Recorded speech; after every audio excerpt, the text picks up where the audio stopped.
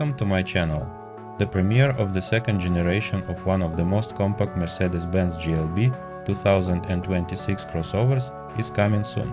The prototypes have familiar proportions, almost identical to the current GLB. However, the design will be significantly different. The front will feature headlights with the brand's signature 3-pointed LED running lights, which will most likely be visually connected by an LED strip, as on the new CLA. The radiator grille will be located slightly lower. Thank you for watching. Subscribe to my channel.